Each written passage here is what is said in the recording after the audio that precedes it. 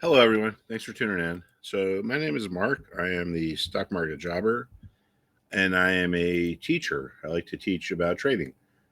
I have a pretty good background for this. Well, I have a really good background for it. I spent about 20 some odd years in the institutional trading world. I was head trader of three different institutional money managers that all managed well in excess of $1 billion. I traded directly for Steve Cohen and Mario Gabelli, two of the greatest money managers basically in history. I was a market maker. So I've been around the block a few times. So when it comes to trading, I know what's going on. And there's so many myths out there about the market, about what market makers do, about what hedge funds are. So please follow us here. Check out our Substack newsletter. Check out the Benzinga Trading School, which I teach. But there's so much misinformation out there. And trading really is not as complicated as a lot of people seem to think it is. I think Wall Street makes things seem complicated so they can charge big fees, to be perfectly honest. Not that I got to be unhonest. It's not like I'm doing it. Anyway, one of the things that we would do in the institutional world here is over the weekend or Monday mornings or whatever, let's just look for trading ideas. And how do you look for the trading ideas? Well, the S&P 500 is made up of 11 different sectors. Now, this is SPY. This is the S&P 500 ETF. If we go look at the fact sheet, which is easy to find, just type in SPY, SSGA. SSGA is State Street Global Advisors. They're the ones who run the spiders. To run an ETF, you have to have a lot of money, a lot of technology. So anyway, these are the sectors. Okay, there's 11 of them: tech, financials, healthcare, discretionary, communication services, industrial, staples, energy, real estate, materials, and utilities. Now, different ones are in the driver's seat at different times. Real estate, materials, and utilities are so small, they tend not to be in the driver's seat. Although we're going to look for ideas in the utility sector. And I was just going to say, like, we look at all the sectors for trading ideas. Energy is small, but it can have an influence on other parts of the market. Consumer staples is small, but sometimes money flows in there before sells happen. It's a flight to safety. But most of the time, tech or financials or healthcare or discretionaries or industrials, these guys are in the driver's seat. So what I want to do, or one of the things we used to do in the institutional world, is look at the sectors, because you have to let the market tell you what to do. If you show up every day with an opinion, that's a recipe for disaster. If you show up every day and say, okay, I'm going to play defense, what's the market doing? That's how you profit. So that's the S&P 500. Nice steady move higher. Here's the technology sector, breaking short-term resistance. This looks good. This is the healthcare sector. I'm looking at the ETFs, the spiders of these various sectors.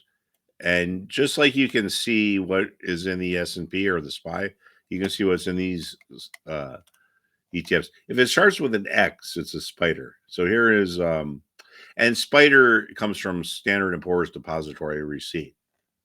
So healthcare, nice move higher, chilling out, consolidating. The financials, chilling out, consolidating, which is good. Markets that go up too fast reverse fast. Markets that go up nice and slow tend to go up farther. They go up, they chill out, they go up, they chill out. Industrials looks really good over here. Communication services, nice big move up, but instead of reversing, it's consolidating, it's chilling out. So these sectors all look pretty healthy. If you're in them, the idea is just to stay with it. Now, here in the consumer staples sector, we see a reversal, and there's a good chance there's going to be support here. Now, support is a large group of buyers or a large group of investors or traders who are looking to buy at or around the same price, or at or close to the same price. I meant to say 72.80. Might get a bounce here. Maybe some of the consumer staples stocks rally. I don't know. I haven't seen much. I've looked through the sector.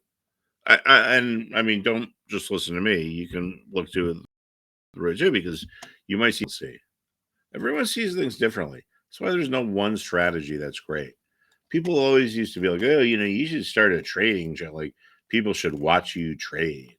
I just think that's dumb. I don't know. It's like you could watch. I mean, not that I'm going to equate myself to it by any means, but I'm just saying you can watch Tiger Woods play golf. Doesn't mean you can play like him, right? You don't hire a sensei to kick people's asses. You hire a sensei to teach you how to kick people's asses, right? Anyway, that's what I do. I like to teach people how to trade. So here are materials, and now I'm going to finally get to the utility sector, which, as we can see, is really testing the support around 60. Now, quick lesson here before I go. Resistance can become support. Notice how the level that was resistance turned into support. How does that happen? There's people who sold here that when the price goes higher, like, God damn, I shouldn't have sold. If it gets back to my level, I'm going to buy my shares back. Remorseful sellers placing buy orders at the level that was resistance can turn it from resistance into support. Here we are a couple of months later, it becomes support again. How does that happen? People sold here, and when the price goes higher, a bunch of them say, I made a mistake. If it gets back to my level, I'm going to buy my shares back. And then that's what happened. And then you get these buyers that are like, oh man, there must be other buyers coming into the market. That's why it's not going lower anymore. And they start to jump out ahead of each other. So you get this snowball effect. All right. So we're testing here. I looked through a lot of the stocks. They all look pretty weak. Well, not all of them, but in the top 10, 9 of them look pretty weak. Here's, I think, going to be the catalyst. All right. So bonds are testing support. This is the TLT, it's an ETF. This is a really good example of how what goes on in one part of the market can lead to profits in another part of the market. Support's a large group of buyers. Okay. If the support breaks, meaning if the price goes below it, it tells us that the people that created the support with their buy orders have left the market. They finished their orders, they canceled their orders. Regardless, once they're out of the market, you pull buyers out of the market or demand out of a market, the sellers are going to have to really knock the price down to get their orders executed. So that could create a new downtrend. And sometimes when things break support, they tend to move pretty rapidly. Like, check this out right here. See, support, break support, rapid move lower. Now, if we have a rapid move lower, that's going to push interest rates higher. One of the main reasons why people buy utility stocks is for income. So if they can get a better income or more income in the bond market, they're going to sell their utility stocks and buy bonds. So if bonds break this support and make a pretty rapid move lower, utility stocks are going to break that support, and then there's going to be some trading ideas on the downside of the market. All right, everyone. Thanks so much, and I will see you soon. Please follow us, and yeah, make sure you check back because we cover this stuff pretty much every day.